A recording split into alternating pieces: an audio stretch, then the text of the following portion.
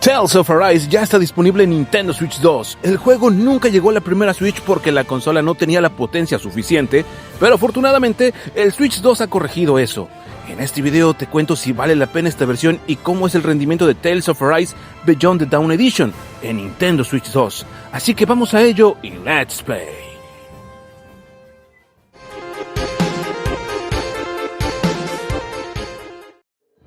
En la anterior generación de Switch, los juegos muy potentes solían verse borrosos o con esos molestos bordes pixeleados que se conocen como dientes de sierra para poder correr.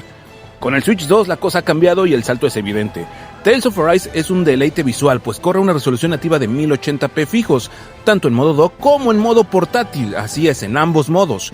Esto permite que el motor gráfico del juego conocido como Atmospheric Shader, que hace que los paisajes parezcan lienzos pintados a mano, luzca impecable, limpio y visualmente espectacular, ya sea recorriendo un desierto rocoso o escalando una montaña nevada. El juego la verdad se nota impecable. Mientras recorremos el mapa nos encontramos en mitad de una batalla, las cuales están llenas de luces, explosiones y efectos mágicos. El juego se ajusta bloqueando a unos 30 cuadros por segundo, sumamente estables. Esto hace justo igual como lo hace el remake de Final Fantasy VII Intergrade, aunque ciertamente algunos podrán extrañar los 60 FPS en los combates que ofrecen las versiones de PlayStation 5 y Xbox Series. En Switch 2 te garantizo que la tasa no sufre bajones para que el juego se sienta fluido y estable. Lo que sí es que a la hora de las cinemáticas es cuando la cosa cambia. El rendimiento se duplica y alcanza unos fluidos 60 cuadros por segundo. Ahora, hablando de potencia bruta, es obvio que esta versión está por debajo de la de PlayStation 5 y Xbox Series, pero es superior a cualquier otra.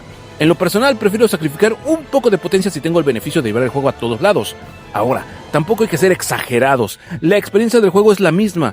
En este video te comparto todo detalle técnico, pero como jugador no vas a notar tanto la diferencia. Algo que me gustó es que Bandai Namco no fue avaricioso.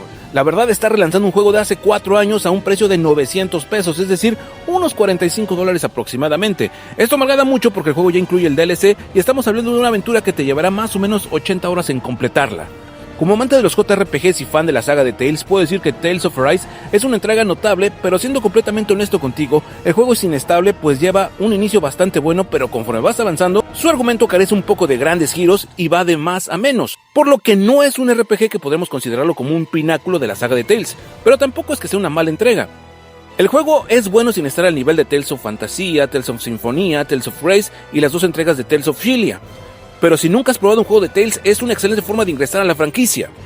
Para terminar, puedo decirte que Tales of Arise en Nintendo Switch 2 es una versión bastante buena que, aunque no está en el pináculo de la potencia bruta, considero que es la versión definitiva del juego porque la jugabilidad no se siente limitada, ni tampoco los escenarios sufren de verse con menos detalles. Todo lo contrario, el port que nos trae Bandai Namco es excelente y a un precio más que justo por el peaje que nos cobra el tiempo.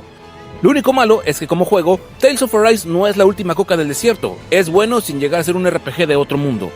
Muchas gracias por tomarte el tiempo de ver este video. Si te gustó, dale me gusta, suscríbete y hazme saber en los comentarios qué opinas del poder del Switch 2. Nos vemos en la siguiente. Yo soy tu camarada Daniel X2 y let's play Retrus Gamer.